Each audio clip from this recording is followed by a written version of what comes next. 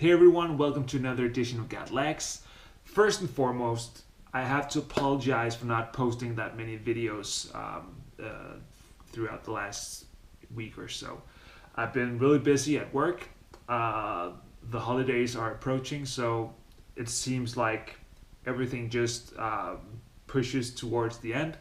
And I haven't been training as well, so I haven't really had the time. But hopefully, it'll all clear up from today on and throughout the next week. So the bike is actually as simple as it is right now. I still need a small component for the Envy wheels, but it's actually assembled and standing right behind the camera. I won't show you it just yet. I want to give you the full picture in better conditions than I have right now. But moving on. Throughout the years, I've been reading quite a lot of cycling books. That has been training books in regards to how you train the best, how you eat the best, and all that stuff. But also books that are related to biographies and looking through history and all the those sorts. So I thought I'd give you my top three books about cycling, not training related, just great stories. I'll post three English ones and three Danish ones because I am a Dane and there's quite a lot of books in Danish about cycling. So this is my top three in no particular order, and let's start with the English versions. So the first book on my list is actually Phil Gaiman's The Pro Cycling on $10 a Day book. I actually don't have the book with me right now. It's in my basement. But basically, it takes you through the wonderful life of Phil Gaiman, former pro rider of Garmin team, or Cannondale as they're called now. It was a bit of a rough start. It was kind of hard to get going, but as soon as you reach the years where he started talking about really riding his bike, it was just a great read. It's really, really funny. You get a great sense of his humor, and I've actually really liked him ever since I read the book. So definitely worth trying out and give it a read. It has a lot of great stories and great humorous stories, and his whole take on the pro cycling and the clean cycling thing is just fantastic to read about. So definitely worth a read. One of the books that I've read the most is actually a book called From Lands to Landis, and it was written by, by David Walsh, the guy who also wrote was it called The LA Secret or something like that. The previous version about the U.S. doping scandal or the U.S. postal doping scandal. But that was banned. It was only released in France or something like that. But then in about 2007, 2008, they released the From Lands to Landis, where it also took in the whole Floyd Landis story. So I've read that maybe 2 or 3 times, and it's a book that I keep coming back to every once in a while because it's just a great story. It's actually pretty complicated because there's a lot of people in it, but it's really worth reading because it has all the details about the U.S. postal doping, when they started, how they said in 1999 that all the others were doing it post Festina scandal, and whereas some sources say that they were the only team probably doping at the time. I don't know that for a fact, but it seems reasonable when you look into how dominant he was those years. So From Lands to Landis takes on Lance Armstrong story, the U.S. postal story, and also ends up with Floyd Landis story in 2006 after the stage 17, I think it was, where he just smashed everyone, rode solo and everything. So really worth the read. And my last book on the English top 3 is The Secret Race by Tyler Hamilton. Now, if you read From Lands to Landis, you know a lot of the background stories to it, but The Secret Race was really the first book that took on the truth, or what you might describe as the truth, because it was actually told by a writer who had been through it himself. So it's just I think I've read it. Actually read it both in English and in Danish because it came out in English first. I read it then, and then it came in Danish, and then I read that version as well. It's just a crazy story about how doping is being transported throughout Europe and how they went about cheating the doping testers and everything.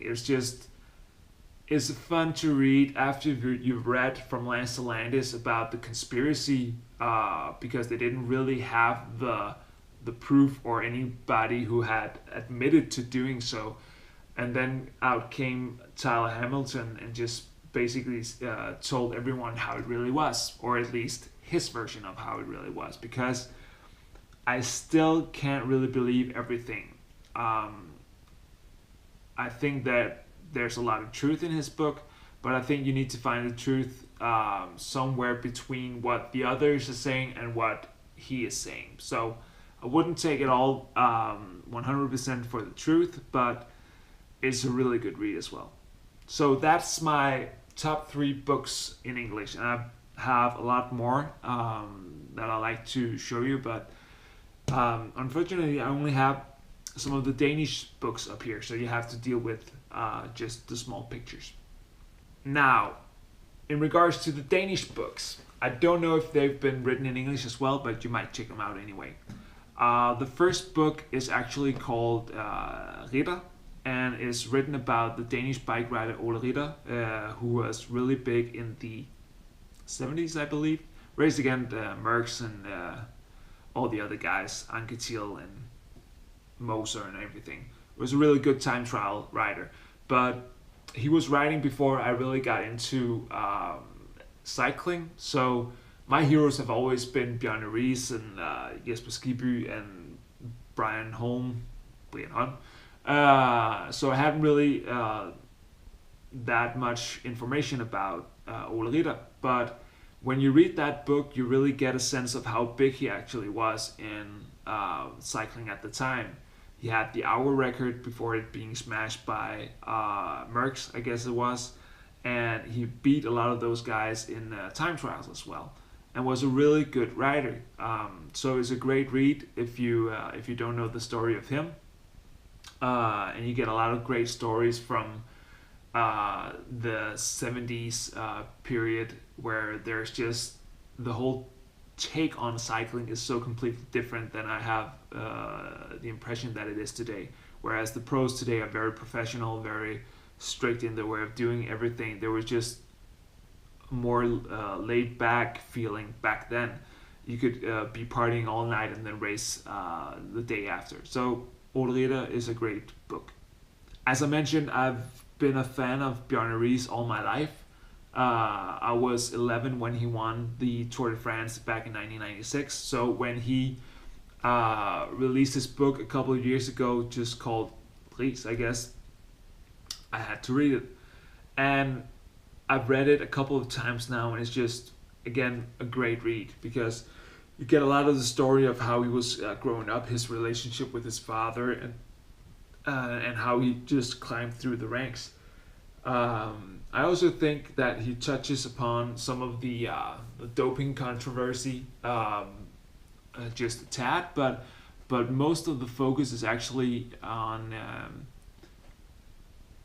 everything he did besides doping, how he was training, trying different things to improve his performance, legal things. I think it was one time drinking a special type of tea that would improve his fitness just a bit, and actually going as far as when he was out riding, he would just take the tea and just eat it.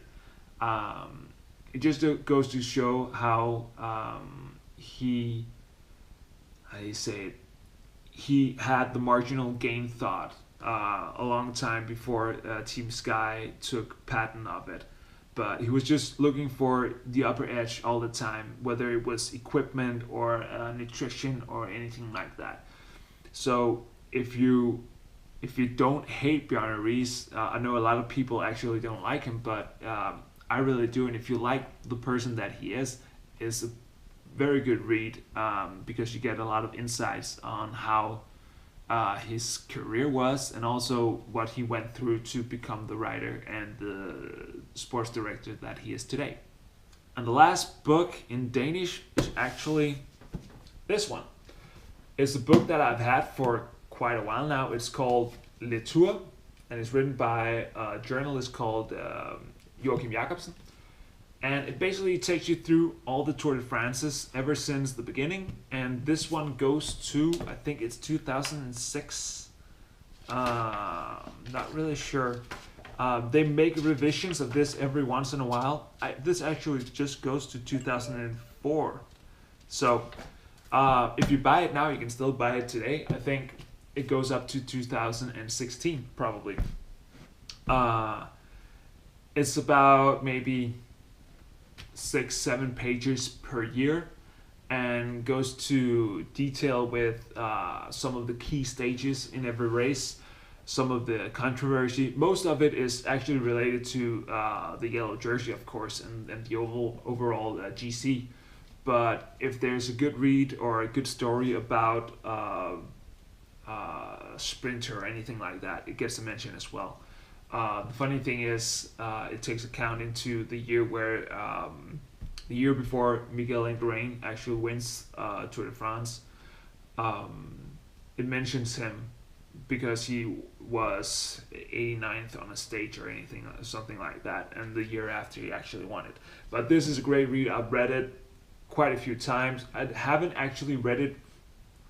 Yeah, I think I actually read it once from cover to cover, but I usually get in around the 50s reading about Copy and Bartley, and then just read on from there. But my favorite periods are basically the 90s and the zeros. So this is the one that goes to 2004. But the great thing about this is you can actually get in a very big version, like this. This is a big book.